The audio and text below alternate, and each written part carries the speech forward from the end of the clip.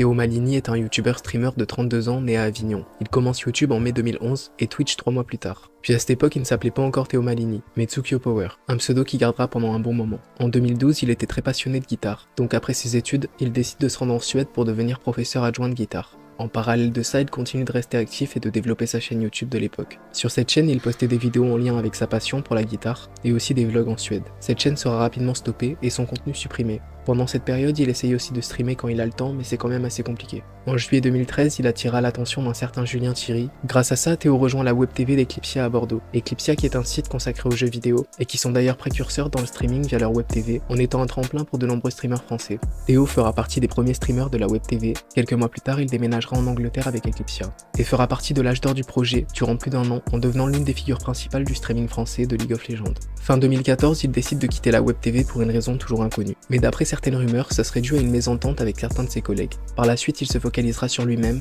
en streamant en indépendant. En 2015, Théo commence à se détacher un peu de League of Legends, en streamant sur d'autres jeux comme Garry's Mod ou Rust, mais il pouvait aussi faire des streams où juste il parlait avec sa communauté. C'est aussi durant cette année qu'il commence à sérieusement consacrer du temps à YouTube, et cette fois-ci sur la chaîne qu'on connaît tous. À l'époque, Théo pouvait se montrer très virulent sur les réseaux, notamment sur Twitter où parfois il avait des mots faciles.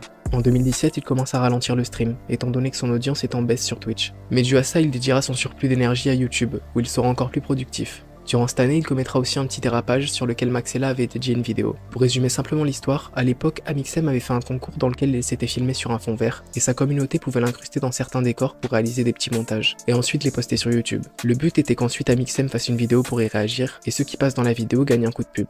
Théo avait donc participé à ce concours, lui qui avait déjà beaucoup d'abonnés par rapport aux autres participants, peut-être aux alentours des 200 000, et en gros il s'est vexé et s'est plaint de ne pas être passé dans la vidéo d'Amixem car son montage était selon lui très quali, et qu'en plus de ça, sa vidéo avait fait plus de vues que les autres, et pour lui c'était illogique qu'Amixem ne la prenne pas en compte, vu que la vidéo de Théo ressortait parmi toutes les autres.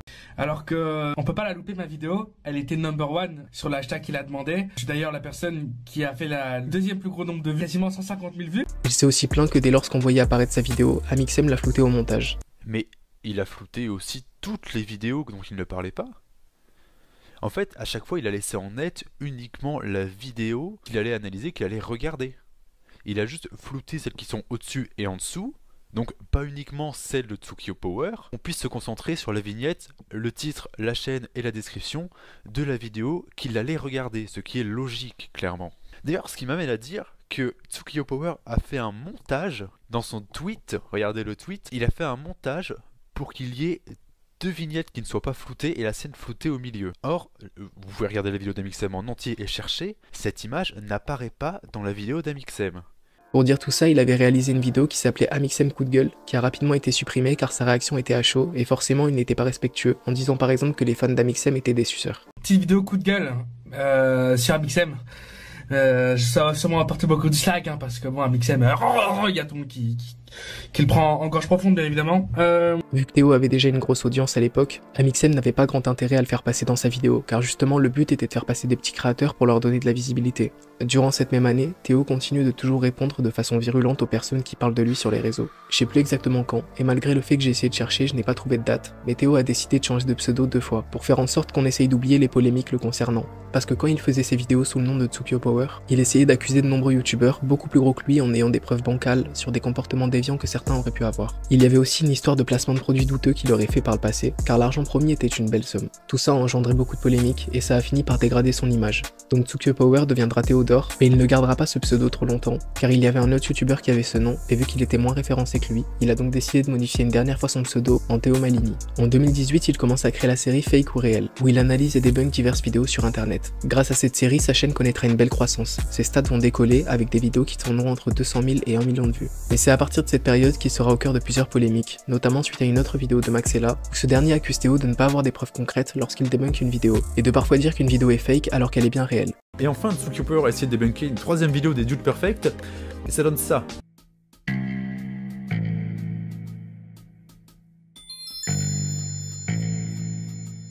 Tiens, t'es sérieux, genre, on voit pas la balle toucher, donc c'est fake? T'en es là? T'es descendu à ce point-là? Je me dois quand même de vous rappeler que Tsukio Power fait de la vidéo, et que dans une vidéo, t'as 30 images secondes.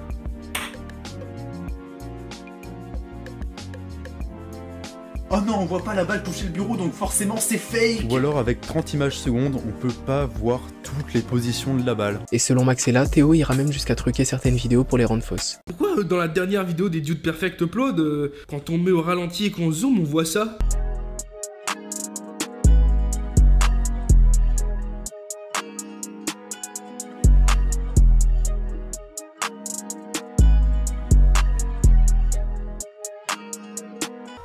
Ah ouais, c'est très bizarre. Hein. Ah, non mais, un boomerang c'est pas censé faire ça.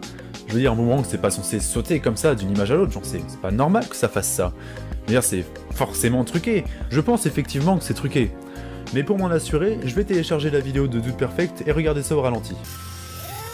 Oh mince alors, quand on compare la vidéo de Tsukuyopo Power et puis celle que j'ai téléchargée, c'est pas les mêmes. Je trouve ça un peu dégueulasse de montrer des extraits qui sont volontairement truqués, tu vois. Genre, volontairement, il y a un problème sur la vidéo, et on nous montre ça comme étant la vraie vidéo. Maxella l'accuse de prendre des vidéos debunk par des Américains depuis déjà longtemps, et de refaire une vidéo en allant jusqu'à reprendre une grosse partie du montage de la vidéo dont il s'est inspiré, et d'aussi recopier les miniatures sans réellement changer la structure. En 2020, il y a aussi une polémique avec Squeezie pour une incompréhension générale. En fait, certains des abonnés de Théo pensaient que Squeezie avait plagié une de ses vidéos, et Squeezie racontait la même dans une de ses vidéos, donc forcément il y avait beaucoup de similitudes. Mais cette polémique n'a pas duré trop longtemps, car elle ne tient pas la route. Et comme le dit Théo, Squeezie pour la production de ses vidéos se fait aider, y compris sur la recherche des histoires qu'il peut raconter en vidéo. Et à aucun moment les gars de son équipe se sont dit qu'ils allaient prendre la même histoire que dans la vidéo de Théo. Ils ont dû sûrement chercher les histoires au même endroit, et par manque de chance ils sont tombés sur la même. En juillet 2023, Théo crée un énorme buzz suite à une de ses vidéos où il débunk les vidéos du youtubeur Alan Food Challenge. Cette affaire a même été reprise par de nombreux médias. Dans sa vidéo, il prouve clairement qu'Alan ne mange pas ce qu'il prétend manger, en y apportant des preuves pertinentes, mais aussi en prouvant que pour des raisons évidentes, il est impossible de pouvoir consommer autant de nourriture et en si peu de temps, et ça de manière aussi fréquente, étant donné que l'estomac a une limite. Il y avait aussi lorsque Alan était en public qu'il y avait des incohérences, car il ne mangeait pas autant qu'en vidéo. Le contenu d'Alan était bloqué dans une boucle où il devait produire des vidéos toujours plus sensationnelles, où il mangeait encore plus et toujours plus. À cause de ça, il était obligé de fake certaines de ses vidéos, mais est-ce qu'il méritait une aussi grosse vague de harcèlement? Je pense pas. Si on se concentre sur ce qu'est Théo en 2024, on peut voir que sur sa chaîne il continue de faire ce qu'il a toujours fait, de débunk des vidéos et de parler de certains faits en lien avec des youtubeurs. On peut aussi remarquer une évolution dans le contenu, surtout lorsqu'il débunk des vidéos, où il montre plus de preuves concrètes, en prenant plus le temps et en y mettant plus de contexte. Et peut-être qu'à l'avenir on pourrait espérer qu'il fasse un peu de prévention lors de ses vidéos, pour éviter qu'une partie de sa communauté harcèle les personnes dont il parle. Sur Twitter, on peut remarquer un petit changement de comportement, comparé à il y a certaines années, où lorsqu'on parlait mal de lui, il pouvait se montrer agressif. Aujourd'hui ce n'est plus aussi frontal, mais un message assez récent et plutôt malsain a été posté à propos d'Alan, et ça juste après avoir posté sa vidéo sur lui. Donc à l'avenir, on pourrait aussi espérer de sa part qu'il évite d'enfoncer de cette manière les créateurs qui passent dans ses vidéos. Je trouve qu'il n'y a pas de mal à débunk des vidéos, mais surenchérir sur les réseaux alors qu'un créateur se trouve dans la sauce suite à une de ses vidéos, c'est pas terrible. Mais même si cette affaire reste récente, cela ne s'est pas passé en 2024. Cette année-là, Théo fait ses vidéos dans son coin et aucune réelle polémique n'a été créée. Voilà pour ce qui en est de Théo Malini, dites-moi en commentaire depuis quand vous le connaissiez, et si vous regardez le contenu qu'il produit actuellement.